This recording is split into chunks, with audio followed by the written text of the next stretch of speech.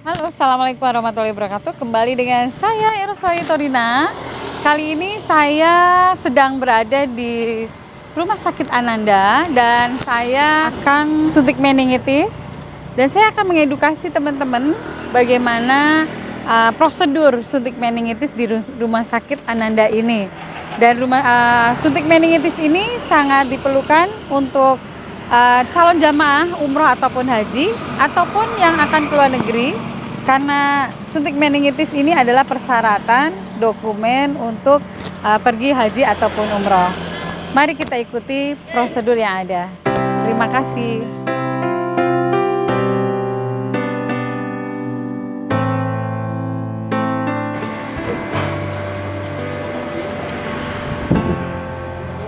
Sore, oke. Vaksinnya enggak? Nggih. Pakainya apa umum vaksinasi? Kita pakai umum. Umum. Diambil dulu ya. Oh, ditunggu dulu baru dipanggil. Baik, terima kasih.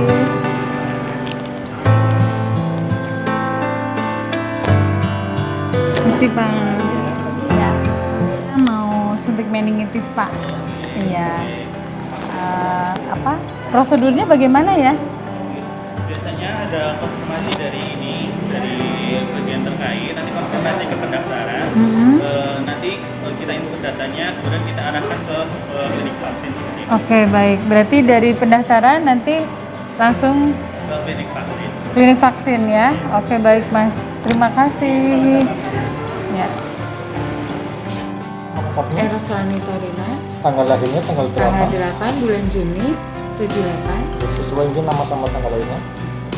Satu, ini kan di pemeriksaannya ada buat pemeriksaan urin, buat pemeriksaan persyaratan vaksin meningitis. Ini buat tempat urinnya diisi minimal setengahnya.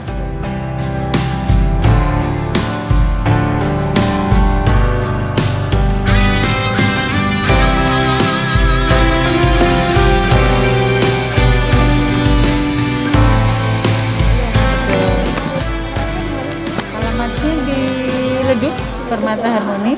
Tanggal lahirnya? Tanggal 8 bulan 6 78.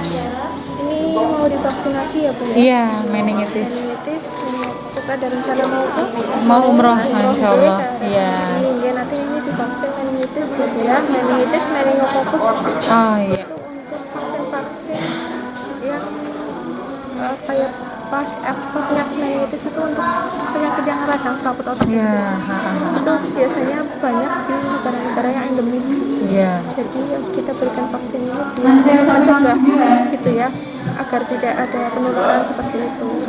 Gitu. Jadi harus diberikan buat orang-orang yang mau keluar negeri gitu ya. Gitu. Nanti ini diinjeksi, disuntik, itu banyak ada gejalanya ya Bu ya, biasanya ada nyeri di bagian daerah suntikan, ruang, atau bisa terjadi demam di beberapa orang tertentu gitu.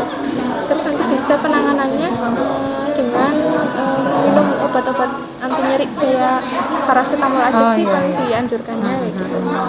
Ada efek sampingnya juga kayak gitu. Terus bisa juga mual, pusing, terus paling itu aja sih Bu. Ya, sudah lengkap, tinggal itu saya minta tanda tangannya dulu. Oke. Ini. Iya. Terus? Sudah lengkap datanya ya, bener ya alamat yang di sini yang punya. Iya. Nunggu Arab dibuka ya. Yang penting injeksi dulu. Iya, betul. Nanti diisi dulu sambil nunggu injeksinya. Ini nulis apa nih? Ini untuk apa namanya kuesioner kepuasan ya Bu ya. Nanti dari tadi alur pendaftarannya di depan sampai sekarang di sini. Nanti tinggal nunggu diinjeksi aja. Ini boleh diisi umurnya, misalnya usianya. Ini nih. Jadi dia Di apa? sebelah sini untuk nomornya 4. aja. Oh, 4. Oke, jenis kelamin 2. Pendidikan 5.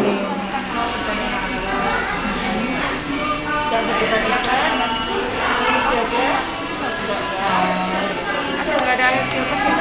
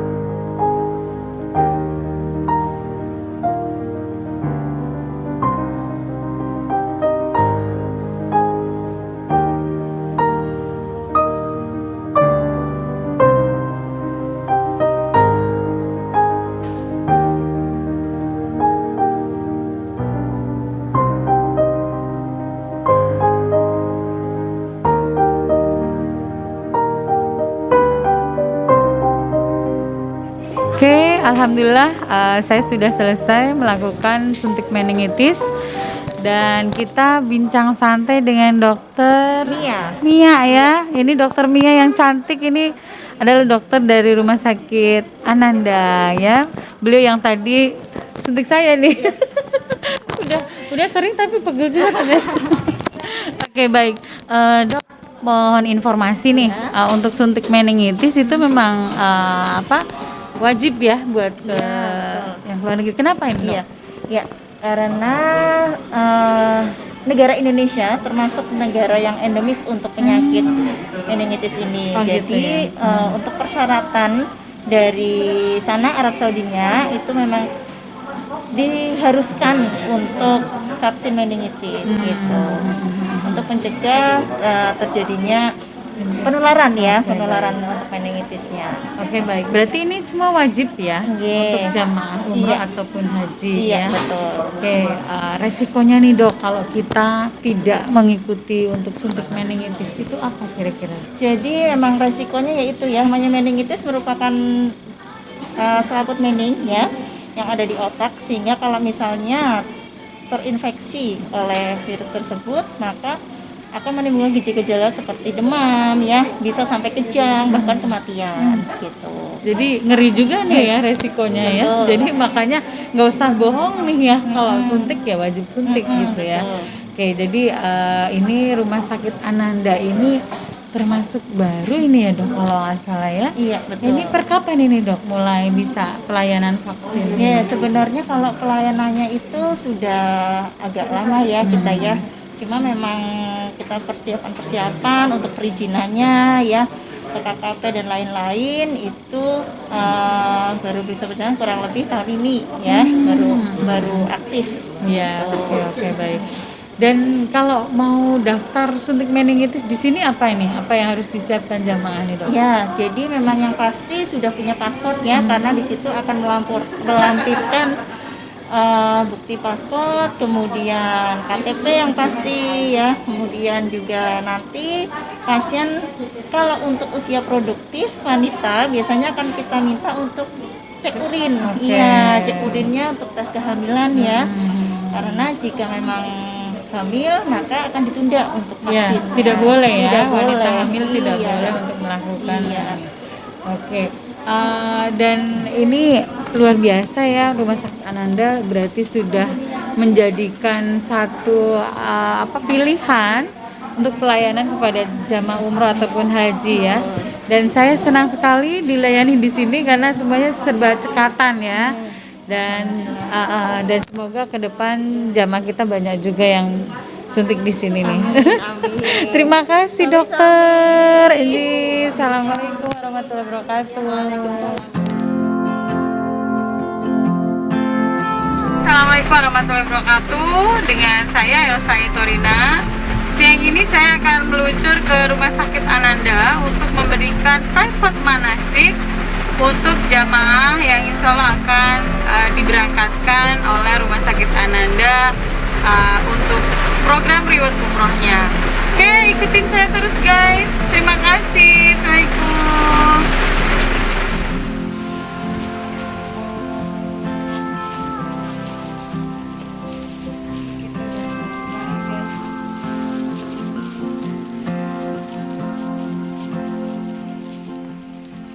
Melihat dia sholatnya, kan sholat juga beda-beda di sana, ada mazhabnya kan masing-masing. ada sholat orang India, Pakistan, kalau sholat itu kakinya kelihatan. Jadi itu haknya dia, jadi kita nggak usah anu-anu ya. Atau mereka melakukan sesuatu yang kita anggap nggak benar, jadi nggak usah. Mending kita diam saja.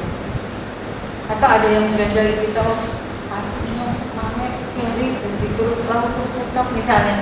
Nah, akhirnya berundel kan. Nah, itu salah satu ujian kita bahwa di sana kita memang harus banyak diam dan tidak berkomentar apapun yang terjadi. Nah, aku sih sombong juga nggak boleh ya. Aku sih kesini apalah jalan di sana. Itu bisa terjadi malah nanti blank. Ini harus kita jaga. Biar rumah kita ya, biar lanjut.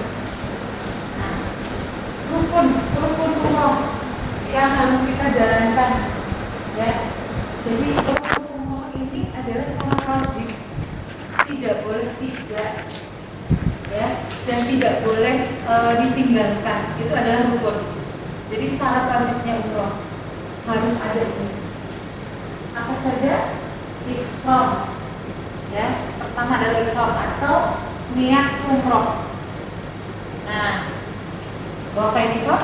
Oke. Ini adalah ihram. Kalau kita sudah pakai ihram, kira-kira sudah niat belum? Ihramnya wanita apa? Gamis ya, gamis yang menutup aurat.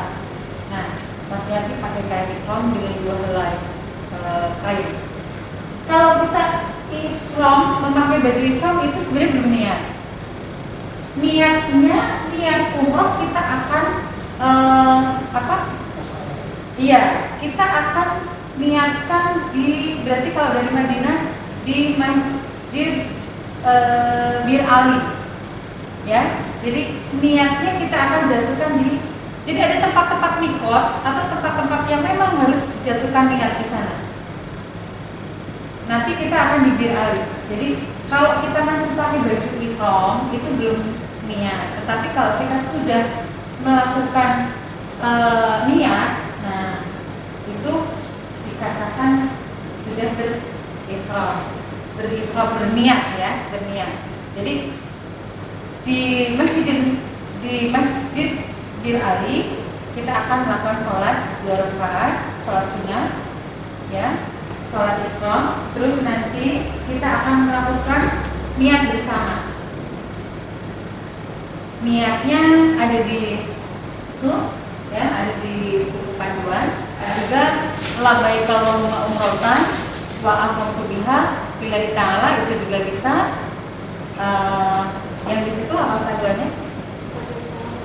Ya benar.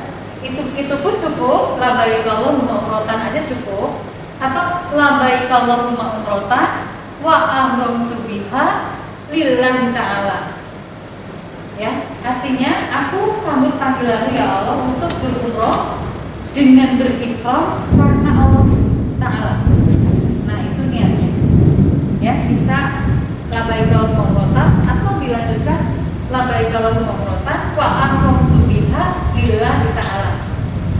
Ya, itu niat. Jadi kalau sudah melafalkan niat tadi, berarti kita sudah harus menjaga larangan-larangan. Yang kedua adalah apa? Tawaf. Tawaf itu adalah mengelilingi Ka'bah sebanyak 7 kali. Tawaf, ya. Nah, ini saya baru lihat ke Ka'bah kan, karena nggak mungkin kita melakukan. Jadi ini adalah Ka'bah nih, ya. Ini adalah Ka'bah. Nanti saya jelaskan. Ini adalah pintu Ka'bah nih, ya. Ini pintu Ka'bah. Yang ini adalah rukun Hajar Aswad. Rukun Hajar Aswad, di mana di pojokan bawah ada batu Hajar Aswad. Nah, kita akan melakukan start pertama adalah dari rukun Hajar Aswad. Ya. Nah, ini nanti di depan sini ini ada makam Ibrahim. di sini. Nah, di sini ada yang kayak lingkaran Hijri Ismail namanya. Nah, kita akan melakukan start dari sini. 7 kali mengelilingi Ka'bah itu adalah dari Hajar Aswad kita muter sekali sampai ke Hajar Aswad lagi, itu dikatakan 1 kali putaran. Ya. Nah, terus lanjut 2 kali, berarti 2 kali sampai 7 kali. Ini yang dikatakan tawaf. Nah, startnya kita ambil, ini ditarik garis lurus, nanti akan ada lampu hijau, mas ya. Yang ini agak diperhatikan ya ini. Jadi rukunnya Hajar Aswad ini kita akan melakukan start pertama tawaf ini dari sini. Kita tarik, ya, pokoknya sebenarnya kita ada garis sebenarnya. Di sebelah akan ada lampu warna hijau, jadi itu tanda start. Terkadang itu suka lupanya jamaah gini, latah ya, depan Bismillahirrahmanirrahim, padahal kita belum sampai, paham nggak? Nah ini yang sering terjadi gitu.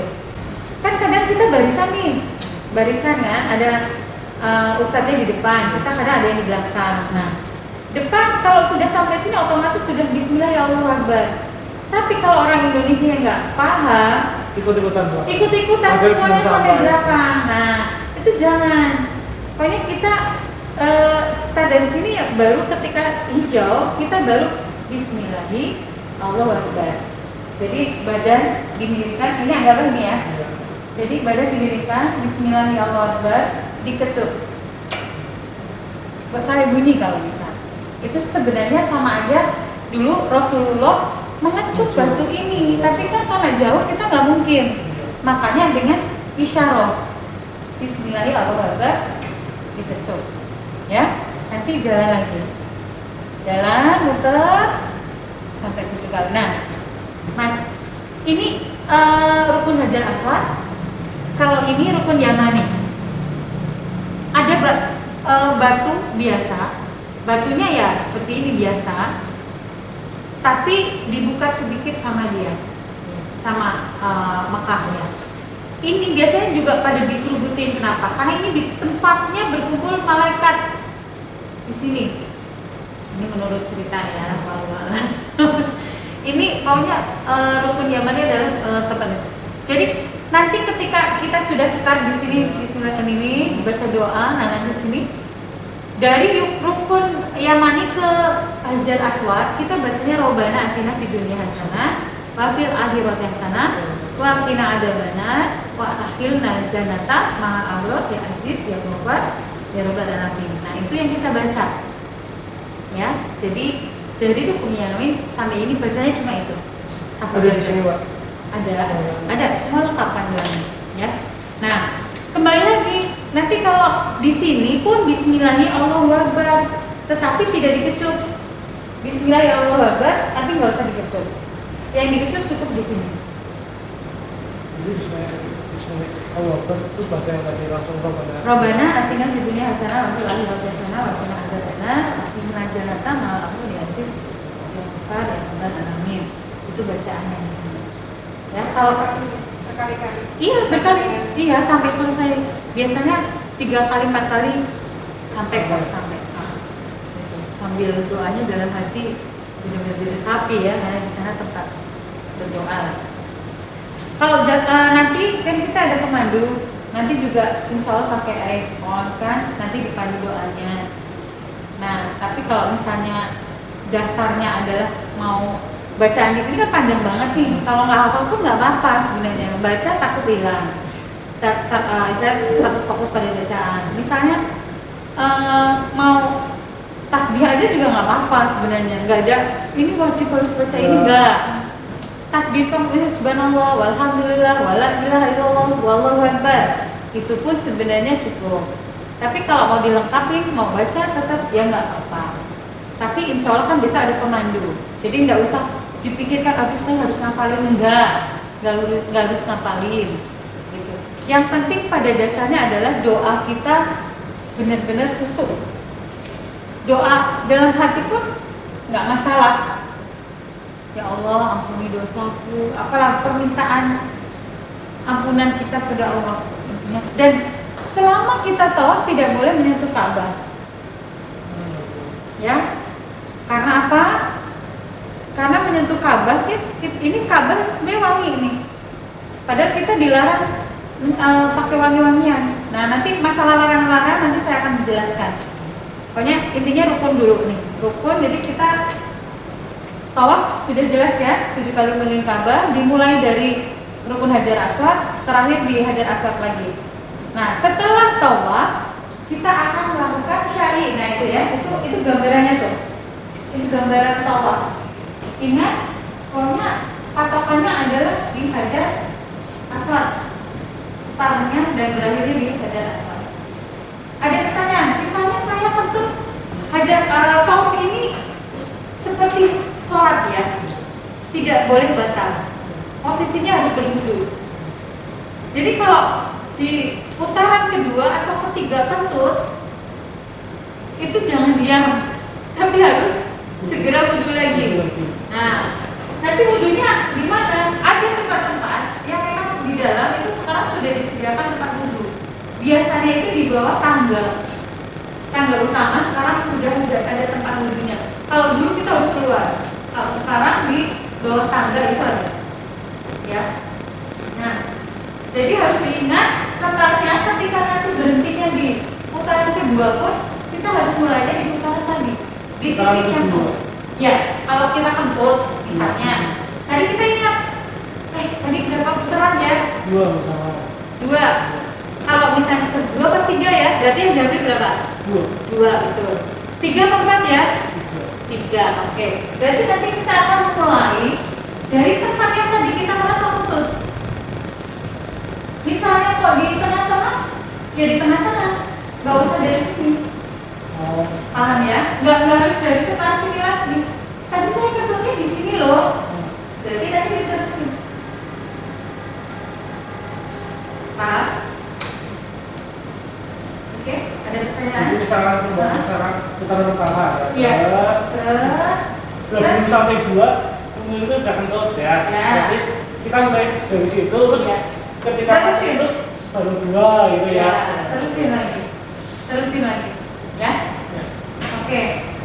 Jadi ingat kejujuran pada diri sendiri, karena ini adalah ibadah. Ya kalau mau nggak jujur nggak apa-apa, nggak ada yang tahu. Tapi kan ibadah kita nanti yang jadi rugi sendiri, gitu ya. Oke, lanjut. Kita akan sa'i. Nah, ini dulu sebentar. Oke, kita jelasin dulu ya. Motornya itu kan ada garis motornya itu ya. Iya. Itu misalkan garis yang depan di depan terus apa boleh? Oh, ya. Apa kayak Jadi gini. obat nyamuk ini gitu? Kalau ini bisa mau melebar, mau menciut, nggak apa-apa. Yang penting adalah mau mengingkari. Oh, yang penting mencari itu. Ya, jadi nggak harus baru ngikutin. Terus nanti melebar. Enggak. Tapi saat ini karena mungkin lagi pandemi memang agak bergaris-garis. Tapi boleh lewat. Artinya yang penting kan kita mengingkari. Ya, artinya dari sini baik agak ini, agak jauh sedikit biar lebih luas, nggak apa-apa. Ya, kembali lagi, ini pintu Ka'bah, Hajar Aswad, ya. Ini rukun itu pojok ya mas. Rukun ini pojok maksudnya. Ini rukun Iraki, jadi mengarah ke Irak. Ini rukun Sami, Yaman, Bibir Ismail. Ini dulu adalah Nabi Ismail membuat ini, ya. Jadi ketika kepengen sholat di dalam sini, ini sama aja. Jadi ini sama aja di dalam Ka'bah. Kalau kita sholat di Bibir Ismail, itu sama aja kita sholat di dalam Ka'bah. Ya. Ya, pada saat putar kan nggak boleh sholat nggak? Apa habis tawaf baru sholat ya? Apa? Iya. Kalau kita selesaikan dulu, kan wajibnya kita tawaf, ya. Nanti kalau sudah kita akan dikasih waktu kok berdoa sama sholat. Oh, di situ. Enggak di sini. Oh, ini sekarang masih ditutup. di sini, Di bukan situ, depan ya? sini. Ya. Ya. Ini tempat mustajab. Antara pintu dan ini tarik itu multazam. Itu multazam itu tempat yang mustajab. Ini tempat-tempat mustajab sini di depan makam Ibrahim, Mas. Di depan makam Ibrahim di Ismail itu tempat-tempat mustajab untuk berdoa. Jika ada kesempatan sholat dan berdoa. Oke, kembali ke rukun tadi. Setelah kita melakukan tawaf, kita akan melakukan sa'i. Nah, sa'i itu adalah satu rangkaian ibadah ya, dari mulai Bukit Sofa ke Bukit Marwah. Nah, Bukit Sofa ke Bukit Marwah. Dan kita dari tempat tawaf menuju ke Bukit Sofa, kita nanti akan minum air zam-zam dulu biasanya. Ya. Sa'i dimulai dari Bukit Sofa ke Bukit Marwah. Sa'i itu sunnah dalam berwudu, artinya kalau di sa'i batal pun sebenarnya nggak apa-apa. Ya. Dan tetap sah dalam hadas. Ya. Tempat sa'i. Nah, ini startnya di Bukit Sofa, nanti menuju ke Marwah itu dihitung 1 kali, satu kali. Nanti dari Marwah ke Sofa naik. Jadi Sofa ya ke sana itu dihitung sekali, 2, 3, 4, 5, 6, 7 terakhir di Marwah. Jadi bukan sekali, 2 kali, 3 kali. Ya, jadi ya 7 di sana. Oke. Di tengah-tengah ini nanti akan ada terlihat lampu pijar, lampu pernah lihat kan ya di TV ya. Nah ini nih, ada lampu pijar. Nah nanti jamaah laki-laki itu disunahkan untuk berlari-lari kecil, ya sambil berdoa Rabbim fir warham waktu, gitu ya. Itu ada bacaannya di buku panduan, ya. Itu dibaca sepanjang ini lampu pijar tadi, sambil berlari-lari kecil. Kalau wanita tidak harus berlari kecil. Oke, paham ya? Jadi itu. Tapi nanti setelah di luar udah jalan lagi ya. Ya, jadi ini adalah untuk aturan di syai ya. Tanda hijau itu nanti ada bacaan doa khususnya. Kita berakhir di Bukit Marwah tadi. Kita akan melakukan rukun yang keempat adalah tahallul. Tahallul itu adalah kita mencukur rambut. Ya. Kita akan mencukur rambut. Nah, aturannya adalah bagi wanita cukup memotong rambut sepanjang ruas jari. Bisa segini, bisa segini, bisa segini ya. Gak apa-apa. Nah, itu minimal di 3 helai ya. Nah, kalau kita belum mencukur, belum boleh mencukur orang lain. Ya, jadi kita harus mencukur diri sendiri atau dicukurkan oleh orang lain yang sudah bercukur. Gitu. Kalau tahallul ini tidak dilakukan, berarti belum sempurna umroh kita, ya, dan akan dikenakan dam atau denda. Ya. Belum bawa guntingan ya, udah rencananya udah ada. Nanti insya Allah kita salah satu bawa gunting, mungkin saya yang bawa gunting, nanti biar dicukur bergantian, jadi nggak perlu bawa gunting sendiri. Ya, oke. Nah ini setelah melakukan tahallul, berarti secara rukun umrohnya itu sudah dijalankan. Terakhir adalah tertib. Tertib yang dimaksud adalah rangkaian ini tidak boleh diloncat-loncat. Akhirnya saya sa'i dulu baru tahallul, itu nggak sa'i dulu baru tawaf itu nggak bisa. Jadi harus urut. Kalau untuk rangkaian umroh itu harus urut, nggak boleh. Dan harus selesai. Soalnya ada juga yang capek terus balik lagi ke hotel, belum selesai tahallul ada. Jadi itu kalau belum selesai kok balik lagi itu benar-benar ada. Tapi harus walaupun bayar dan harus tetap dijalankan lagi. Gitu. Ya. Ini rangkaian ini kan 1 hari ya Bu ya? Ini paling 2 jam sekarang juga, 2,5 jaman. Untuk rangkaian umroh ini dari mulai tawaf itu sampai selesai itu kurang lebih 2 jam. Ya, lamlang itu adalah ketika kita di atas pesawat ya melewati ya lamlang, padahal kita akan ke Mekah dulu, berarti kita wajib nanti mengambil niat di ya lamlang di situ. Tetapi kadang sekarang juga di Jeddah pun bisa. Nah, ini adalah pakaian ihram ya. Untuk perempuan ada yang penting menutup aurat, yang laki-laki mengenakan 2 helai kain tanpa apapun, tanpa kandalan ya Mas ya. Tidak boleh. Hanya 2 helai saja pakaian. Iya, itu. Iya. Ini bisa di Jirona. Kalau di Mekah kita ada 3 pilihan tempat untuk mengambil mikot lagi. Kalau kita dari Madinah kan tadi ya di Bir Ali. Nah, tapi kalau dari Mekah kita bisa di Tanim, Jirona atau Debian. Yang paling dekat adalah Tanim. Tanim itu kurang lebihnya mungkin nggak ada sampai 30 menitan, nggak ada.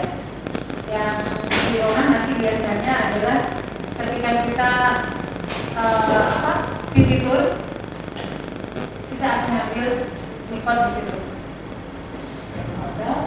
Hotel kita nanti kamar cuma berdua karena memang ini spesial banget kita kan, karena adanya pandemi, jadi memang fasilitasnya harus di-upgrade, harus berdua sekamar nanti berdua. Oke, ulang lagi yang tadi. Ketika kita sudah ihram, kita dari Madinah kan ke Mekah pasti ke hotel dulu nih, nggak langsung umroh. Kita akan di hotel naruh barang atau apapun, makan juga. Nah ini harus diperhatikan nih. Walaupun sama wanita ada tiga pendapat memang. Ada 3 pendapat. Sama sekali tidak boleh membuka kerudung dan kaos kaki di depan temannya walaupun itu sama wanita.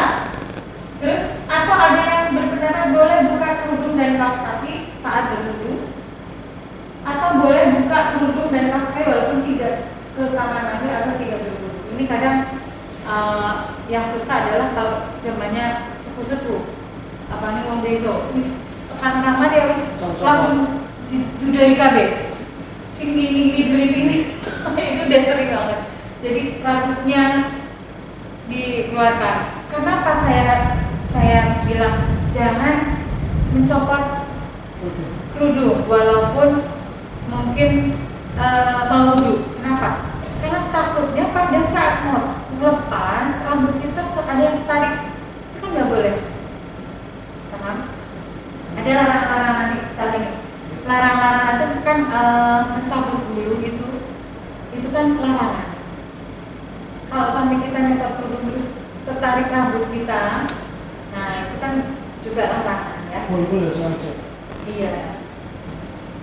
Makanya dijaga. Ini perlu diperhatikan ya. Jadi kalau misalnya lepas kaos kaki oke lah, nggak apa-apa. Nanti langsung ke kamar mandi di linting di dalam. Artinya kalau mau lepas kerudung pun di dalam.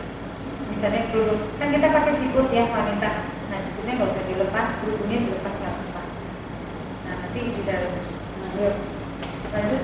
Nah biasanya kan boleh nggak nih dari Medina setelah niat sampai Mekah batal? Boleh. Wong kita 6 jam kok. Masa nggak boleh kentut, nggak boleh batal? Boleh. Nanti pada saat kita mau melakukan umroh, kita wudu lagi di hotel. Yang akan membawa umroh kita jadi kurang sempurna, harus membayar dam, Kalau yang nggak tahu terus nggak bayar kan, nah itu kesalahan bironya, kenapa nggak kasih tahu ya. Nah ini ya, kita harus menjaga larangan-larangan, dan ditulis saja nggak apa-apa. Kira-kira apa sih larangan yang harus kita hindari? Pertama, membunuh binatang, misalnya semut, ya, atau lalat, atau apapun binatang itu, ya. Yang kedua, mencukur rambut manapun itu tidak boleh. Kalau sudah berniat, kita tidak boleh mencukur rambut.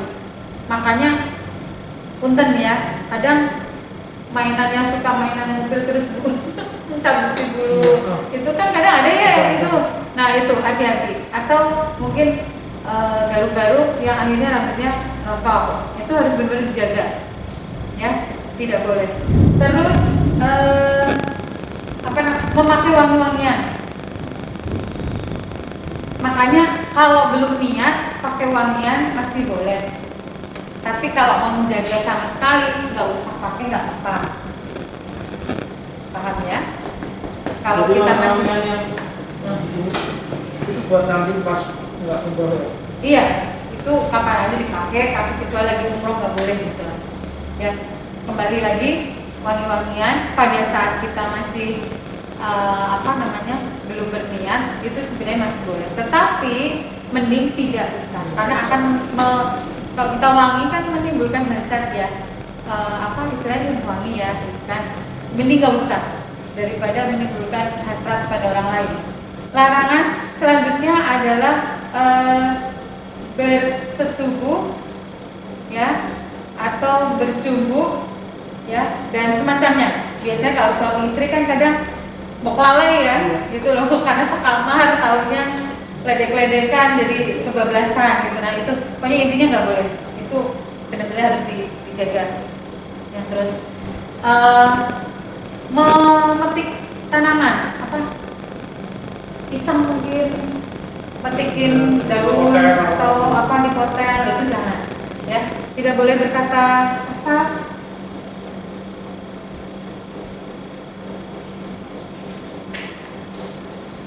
Nah, memakai wangi-wangian ini saya juga tegaskan. Terkadang kita habis makan ada tisu basah, bau nggak? Bau. Jangan pakai. Ya. Ya. Terus hand sanitizer, bau nggak? Bau. Nah, jangan pakai dulu ya. Terus kadang sabun, bau nggak? Bau. Jadi itu pun nggak boleh. Jadi kadang padahal kita suka lupa ketika kita udah masuk hotel Langsung cuci tangan pakai sabun karena udah kebiasaan. Nah itu diingat. Itu malah berat kalau itu harus bayar denda 1 kambing. Saya aja yang bolak-balik umroh pernah lupa, tapi saya bayar juga 1.400.000 pada saat itu. Walaupun saya selesaikan juga umrohnya, tetap harus diselesaikan, tapi tetap harus bayar denda. Gitu loh. Jadi kita memang benar-benar hati-hati. Untuk laki-laki tidak boleh menutup kepala. Tidak boleh. Topi, peci, kain. Jadi kalaupun kalau sudah niat tidak boleh. Artinya kelupaan pada saat di bis kan menjam sambil AC-nya di hubungan. Nah itu nggak boleh, ya. Nggak boleh. Terus untuk wanita tidak boleh, sebenarnya tidak boleh menutup muka ya. Tapi ini nggak tahu karena harus pakai masker, kayaknya tetap boleh sih sekarang. Istilahnya kondisional tertentu mungkin tidak dilarang. Kalau dulu kan kita nggak boleh. Sekarang sepertinya memang wajib. Wajib. Pakai jaket nggak boleh ya? Kalau jaket Enggak juga, jangan. enggak. Kalau sudah memakai kain pakai jaket. Kalau jaket masih bisa, tapi pada saat umroh nanti nggak boleh. Terus juga nanti pada saat umroh laki-laki tidak boleh beralas kaki. Ya. Terus, apalagi kira-kira? Ya, yang utama tadi sudah saya sampaikan. Pokoknya itu yang harus kita jaga. Oke, lanjut ke larangan ini benar-benar diperhatikan sampai selesai umroh ya. Kalau sampai terjadi nggak sengaja, mending tanya, saya lupa tadi ya, saya tadi lupa ya. Kira-kira Ustaz gimana? Karena gini, kalau larangan-larangan ini misalnya kita langgar, itu bisa sih, misalnya satu kambing digantikan dengan puasa, atau digantikan dengan kita memberikan makan kepada fakir miskin gitu ya. Tetapi kalau saya sih lebih mantepnya beda kalau saya ya. Tapi ya itu ada pengecualian karena mungkin dia nggak mampu, anak pun nanti bisa dengan yang lain. Oke, dari larangan ini paham ya, itu yang harus benar-benar kita jaga selama umroh, karena kita maunya kan umroh kita sempurna dan diterima ya. 3 hari akan karantina, terus 3 hari kita akan Medina aktivitas. Nah, nanti hari terakhir sebelum kita meninggalkan Medina, kita akan bermiqat. Nah, langsung menuju Mekah. Itu hari berarti. Jadi pas rencana ini larangan ini berlaku ya, tapi setelah kita ambil miqat. Ya setelah juga larangan ini berlaku. Betul. Kalau sebelumnya Oh enggak. Biasanya berapa lama? Apa? Dari mulai Ambil niat. sampai dengan selesai. Itu ya enggak, kalau umrohnya 2 jam, tapi kan betul. dari Madinah menuju Mekah kurang lebih 6 jam. 6 jam kita di bis. Belum bisa dipisah ini ya. Iya. Kita sudah jam. Ya kurang lebihnya gitu. Kita harus menjaga benar-benar pada saat itu. Oke ya. Nah, pakaian berjahit ini ya, pakaian berjahit. Yang contohnya kalau kayak umroh kita sih udah insya Allah nggak berjahit. Kalau yang lain kan mungkin masih ada yang berjahit. Kalau negara lain ada yang berjahit, tapi udah kita nggak usah. Kalau kita ngikutin kita aja. Yuk lanjut. Kepala tadi udah saya jelaskan ya. Apa tadi pakai celak apa? Sandal apa? Alas kaki yang tadi. Jadi kalau laki-laki benar-benar tidak boleh memakai alas kaki sebenarnya. Ya. Jadi tapi pada saat habis niat pakai sepatu nggak apa-apa, yang penting mata kakinya kelihatan. Makanya mending pakai sandal. Iya, sepatu sandal. Tangan yang tertutup pun nggak boleh ya. Jadi yang terbuka. Menutup muka wajah dulu nggak boleh, tapi ini kan masker adalah mungkin sekarang wajib. Itu pakaian ikram, coba mas kita praktek baju ikram. Kita cari yang ada berapa pakaian buat dulu? 2 kan? Ya, oke. Ini saya ajarkan cara memakai kain ikram. Kain yang di bawah ini ya beda-beda sih, banyak pakai itu banyak cara ya.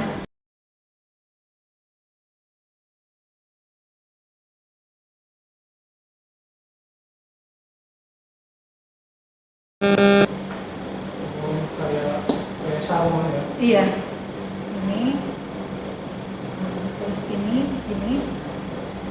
kayak Kayak sarung ya. Nah, itu bisa. Atau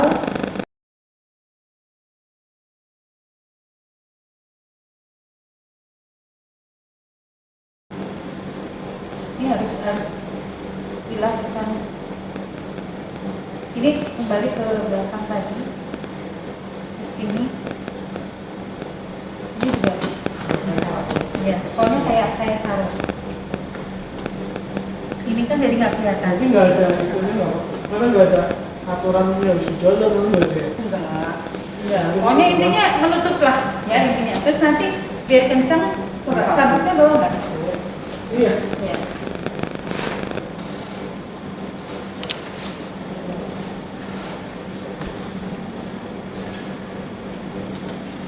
Dorong ya.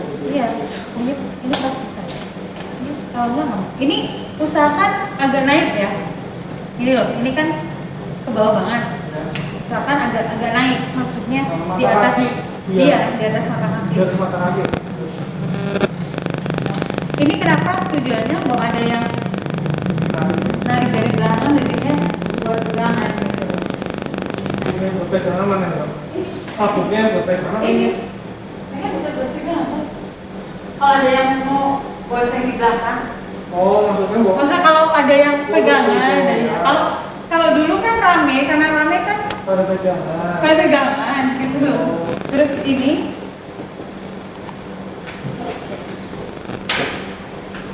mas, ini kalau lagi sa'i boleh rodongan model begini. Tapi kalau lagi apa namanya tawaf, nah itu iya, jadi kanannya ya. Taruh di belakang aja. Masukin gitu ya. Iya, biar enggak. Terus Ini ke sana. Di bagian ke sana. Kalian. Ya? Jadi pada saat satu jalan satu ini. sampingin lagi. Sampingin. Kalau enggak ini gini.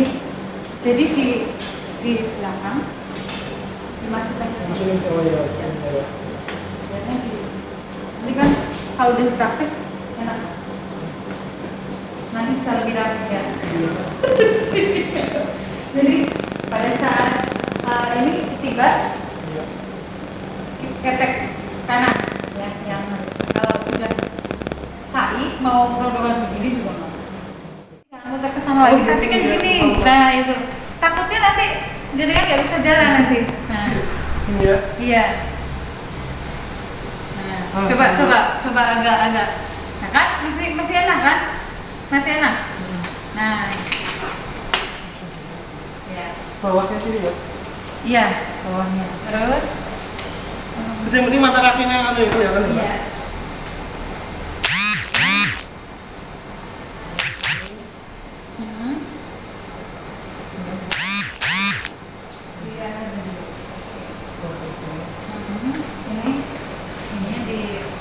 Ini dicantolin aja. Ya, nggak apa-apa. Atau kembali gini ya tadi ya. Kembali. Ininya. Yang kanannya mana kanan? Ini kanan. Kanannya yang kelihatan nanti. Iya kanan. Oh ini yang cantol itu. Ini yang dicantolin.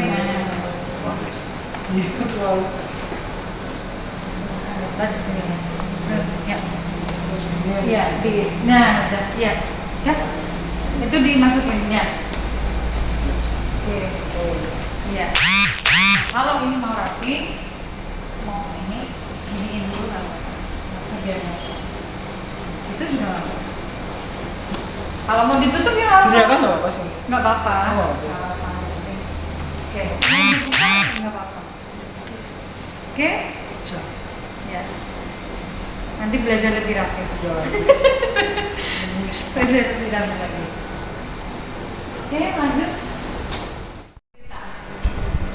Terkadang kita ketemu orang entah dari Indonesia, dari bagian mana, minta tolong, gitu kan. Terkadang ada yang mungkin Inggris lah, itu malah masih kesasar gitu misalnya. Kalau bisa ditolong aja, gitu, tolong. Tapi kalau misalnya kita bawa terlalu jauh juga, kadang malah titik temu gini. Kadang kan mereka mencari sudah di kode. Nanti kalau ini jangan jauh-jauh dari tower ini misalnya. Nah, kalau kita bawa terlalu jauh, juga orang kadang nyari susah gitu ya. Jadi dilema. Terkadang kalau dulu saya pernah bawa orang itu, nenek-nenek itu ke kamar, kita ajak ke, karena dia belum makan. Kalau dia belum makan, ajak makan, saya kasih baju ganti, terus tapi saya antar lagi ke tempat semula. Dia hilang gitu loh. Sambil didoain semoga ketemu keluarganya atau rombongannya. Insya Allah ketemu. Tapi kita niatnya udah ikhlas dulu. Gitu. Terus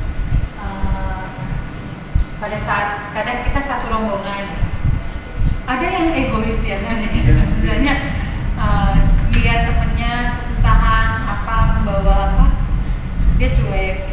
Nah itu juga kadang diuji di situ. Pokoknya apapun, sekecil apapun, kalau yang kita bisa lakukan untuk orang lain, lakukan. Terus sedekah.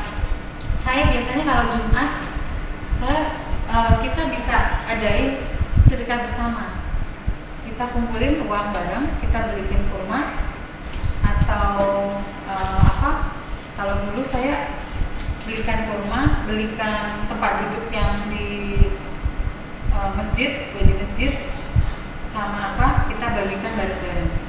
Jadi nanti kita bikin kegiatan aja yang kira-kira bisa gitu. Atau setiap kalian mau ke masjid, siapin uang receh, kasih sedekah ke orang yang jalan, atau tukang bersih-bersih yang tukang sapu-sapu di situ, itu juga nggak apa-apa. Jadi di sana bisa sedekah, bisa gitu. Siapapun bisa. Terus kalau mau ngasih sedekah juga ingat ya, kalau di Madinah jangan kita kayak orang kaya, dikeluarin dompet kita terus dibagi-bagi begini, nanti dikerubutin malahan. Mending kita ambil, udah disiapin nih dari hotel, kita udah siapin. Bila perlu tangan memberi kanan kiri nggak ngeliat kan gitu kan, jadi takutnya nanti yang lain berebut karena banyak akhirnya kayak preman. Iya, kalau nggak itu nanti dikerubutin. Ada yang sampai stres, sampai nangis dikejar-kejar. Iya, makanya kalau mau itu siapin dari hotel. Misalnya saya mau ngasih 5 real atau 10 real, bentuknya udah serealan ya. Udah begitu jalan ketemu orang udah langsung gitu. Jadi jangan kayak sengaja nanti dikerubutin. Itu sering terjadi begitu. Maaf, ini malah jadi kejar-kejar karena merasa nggak adil gitu kan. Jadi pasti aku nggak, ente kayak diambil paksa. Iya. Ya? Oke, dari sini ada pertanyaan. Oke, ada lagi. Nah, ini tadi ya, udah ini guys. Di Bandara Jakarta, koper masuk bagasi, tas santai, nah ya. Paling nanti kalau yang dibawa kan ada dapat 3 tas ya. Iya. Tas yang koper, tas yang agak sedang, sama yang kecil lagi, sama yang bersandal 4. Yang sandal itu nanti ditaruh koper dulu nggak apa-apa. Artinya kalau di Mekah buat bawa sandal yang seru itu loh. Ya. Terus kalau yang kecil itu selalu kita bawa karena di situ bisa buat dompet. Obat-obatan ringan yang di jalan, jangan banyak-banyak. Obat-obatan sebagian di koper, sebagian dibawa gitu, mungkin yang antangin kayak apa gitu kan gitu. Terus Al-Quran kecil boleh lah masukin situ ya, paspor. Nah kalau yang tas agak gede itu tas kabin, jadi nanti biar nggak bongkar-bongkar, nanti dari sini baju yang buat ganti di Jakarta kasih aja di situ mas, ya kan? Kasih 2 baju lah apa berapa, terus makanan ringan yang buat di jalan. Nah gitu. Ya. Rangkaian umroh hanya tadi, ya, niat, tawaf, sa'i, tahallul, sama tertib, udah itu aja, ya. Selebihnya nanti kegiatan di sana kita city tour, ya kan, perbanyak ibadah. Gitu. Nanti kita akan koordinasi perkegiatan. Oke, dari sini ada pertanyaan, Mbak? Ini hari ke-6 insya Allah. Ini yang iya. 8-9 itu lah baru yang lain. Iya. Tapi hari pertama, kedua, ketiga di Madinah kita juga ada city tournya. City tour. Jadi kita ke Masjidil Ali, kita akan ke Jabal Uhud, ada tempat-tempat itu. Jadi kalau detail itu saya belum jelasin. Ini baru masalah umrohnya aja karena wajibnya adalah di umroh itu. Padahal kan umroh hanya sehari. Kita ngapain aja nih 8 hari ke sana gitu kan. Nah, kalau di sana kita perbanyak ibadah aja, ya. Pada saat kita 3 hari karantina, otomatis baca Quran, sholat, doa, lapis wiridan dan lain-lain sebagainya kan, karena kita nggak bisa keluar. Nah, nanti yang 3 hari di luar, kita kalau wanita kita ke rodo, ya. Laki-laki juga rodo dibuka tiap hari, ya. Upayakan rodo itu tempat mustajab juga. Rodo itu apa? Rodo itu adalah taman surga antara makamnya Rasulullah atau rumahnya Rasulullah dengan mimbarnya dia. Itulah rodo. Jadi rodo itu ukurannya nggak terlalu lebar, maksudnya nggak terlalu lebar. Makanya untuk jamaah putri itu juga waktunya terbatas. Satu, yang kedua juga berebut, maksudnya bergantian karena memang tempatnya nggak luas. Kalau laki-laki itu dari pintu Bagus Salam itu 24 jam bisa dibuka. Tapi sekarang nggak tahu. Wanita sekarang bisa antri masih mending ya, 30 menit. 30 menit cukup lama lah kalau doa minta ya minta banyak. Gitu. Udah 30 menit Iya. suruh keluar. Iya, keluar. Dulu malah nggak sampai 30 menit. Paling 15 menit udah melihat orang selesai sholat, udah diusir ya, sama askarnya. Dan itu memang rebutan. Kalau sekarang karena mungkin masih terbatas, jadi nggak kayak begitu rebutan. Oke, itu kegiatan-kegiatan kita nanti di Madinah. Ada city tour ke Jabal Uhud, ke Bir Ali, mudah-mudahan ke beberapa tempat lain ya di sana. Terus nanti di Mekah pun kan kita 4 hari, itu pun kita selain ibadah wajib di masjid ya, nanti kita ada city tour. City tournya kita akan ke tempatnya, bertemunya Nabi Adam dan Siti Hawa pada Arafah ya. Nanti di situ kita juga akan diafirmasi tempat-tempat maktab haji ya. Kita juga melihat terowongan Mina mana, tempat kita lempar jumroh di mana, nanti kita akan lewatkan di situ. Nah, kita juga nanti ke Jirona. Nah, satu yang tidak semua biro memberikan adalah kalau saya pengen ngajak teman-teman ke Gua Hiro, ke Jabal Nur. Nah, itu luar biasa tempat turunnya wahyu Nabi ya. Nah, itu manjatnya itu kurang lebih 1 jam. Jadi memang agak siapkan tenaga juga. Tapi kalau udah sampai atas nikmatnya bagus.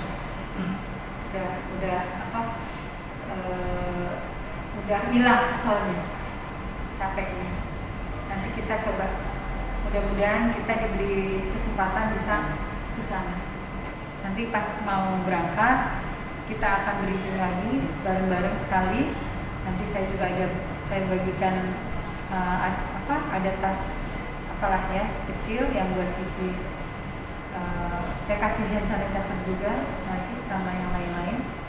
Ada masker juga nanti kasihkan juga.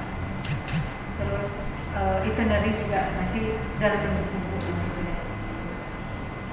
Sejauh ini agak paham atau kurang paham atau salah paham ya. Jadi lebih sederhana. Yang penting disiapkan hati, pikiran kita, ya ikhlas saja dan doa ini semoga segera dibuka.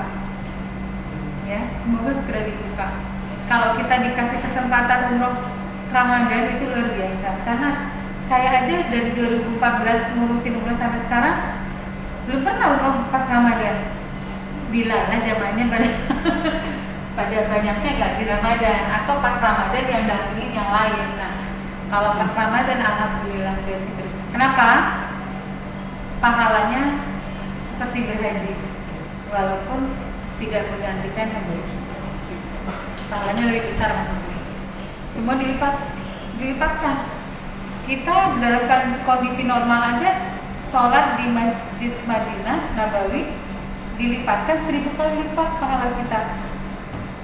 kita satu sholat di Masjidil Haram 100.000 kali lipat. Nah, apalagi lagi Ramadan. Pokoknya udah wis kita berdoa saja deh, ikhlas saja deh. Pokoknya begitu ini dibuka, saya akan diskusi sama Bunda. Berat, tapi insya Allah berkatnya luar biasa. Nah, saya kasih tips mulai sekarang, mulai ditulis doanya. Kadang kalau kita udah bisa lupa mau apa, gitu loh. Titipan doa, titipan salam kepada Nabi itu wajib loh. Kalau ada yang tolong ya, aku titip salam buat kanjeng Nabi di Rodo, itu wajib. Makanya kalau ada yang titip salam tulis dari si fulan nanti ya, jadi dibacain pada satu saat gitu. Ya, itu dari saya untuk hari ini. Semoga bermanfaat. Kalau ada yang kurang berkenan, semua datangnya dari saya, adapun kebaikan semua datangnya dari Allah Subhanahu wa taala. Saya akhiri, billahi taufiq wal hidayah. Wassalamualaikum warahmatullahi wabarakatuh. Kita baca Al-Fatihah bersama. Semoga apa yang kita dapatkan hari ini berkah dan bermanfaat. Al-Fatihah.